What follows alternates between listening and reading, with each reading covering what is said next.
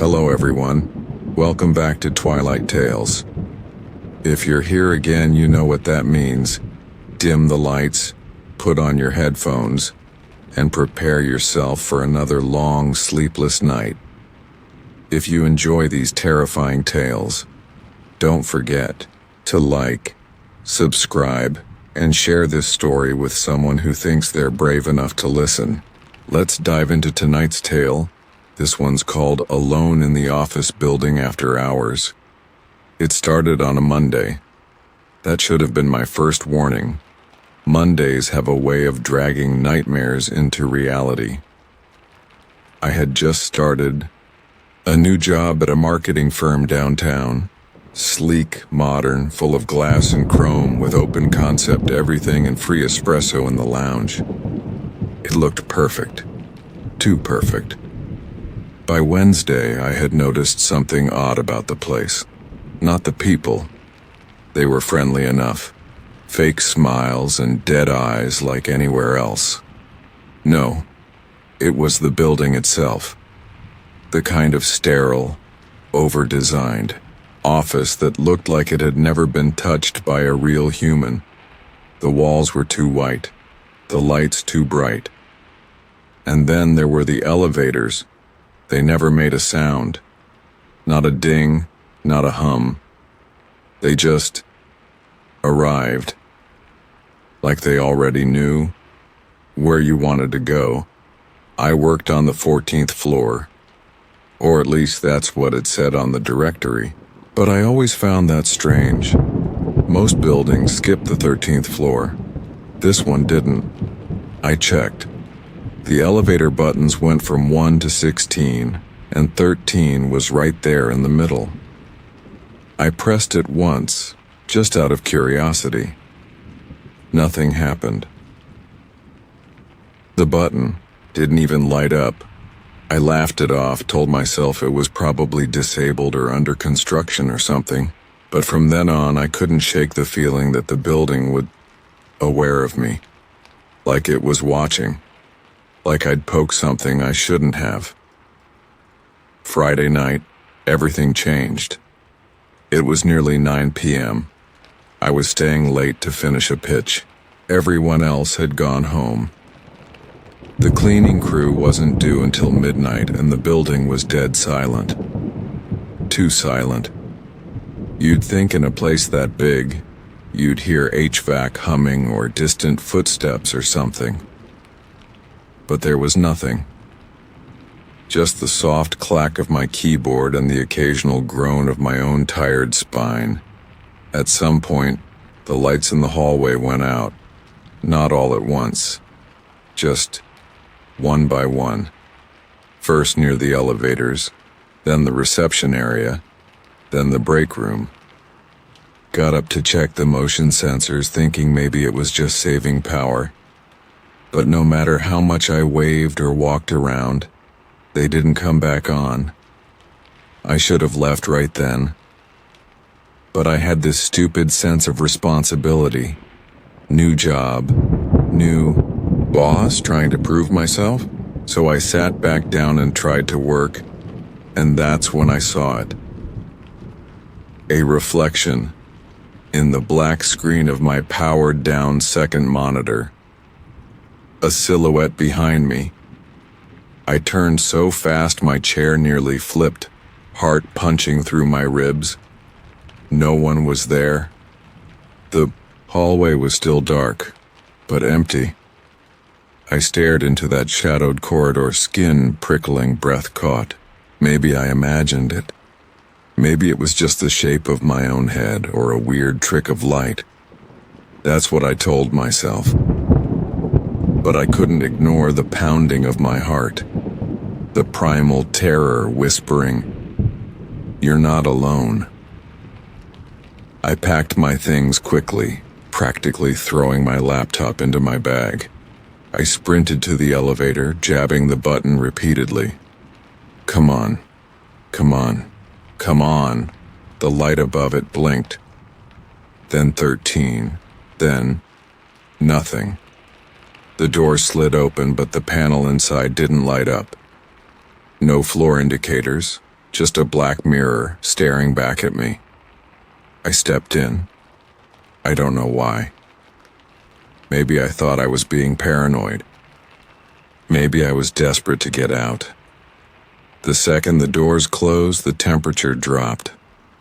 Like I'd walked into a freezer. My breath fogged in front of me. And then the elevator moved. But it didn't go down. It went up. Higher than 14. Higher than 16. There was no floor number. Just rising tension in my chest like gravity had inverted. When it stopped, the doors opened with a soft chime. I stepped out into pitch blackness. It wasn't a floor. Not really. It was the same layout as our office. But the walls were wrong. The ceiling was wrong. The hallway stretched forever in both directions like a copy of the real thing, but decayed. Peeling wallpaper. Old carpet. Dust that hung thick in the air. There were no lights, no windows, just the flickering hum of a single fluorescent bulb, miles down the corridor. I turned to go back into the elevator, but the doors were already closing. I lunged, too late. Gone. Screamed, pounded on the metal with both fists, nothing. Silence swallowed me whole. Then, footsteps, soft, shuffling. Far down the hall, coming closer. I ran. I didn't care where. I just ran, turning corners, sprinting through conference rooms that looked like they'd been abandoned for years. Cobwebs, broken glass, dust-coated screens, and chairs overturned as if everyone had left in a hurry, and the footsteps never stopped. They didn't speed up. They didn't slow down. Just constant, patient following. I ducked into a side office and slammed the door behind me, pressing my back against it. It had a small square window, and in the dim light I could see the hall outside. I held my breath. A shadow passed by the window. Tall. Wrong. Its limbs too long.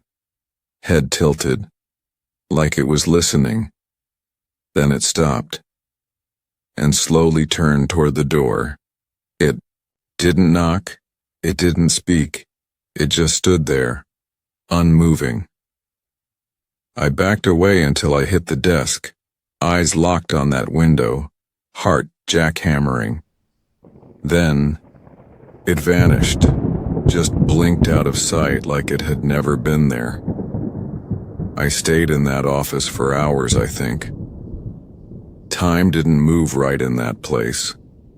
My phone was dead, my watch had stopped, and I didn't dare open the door.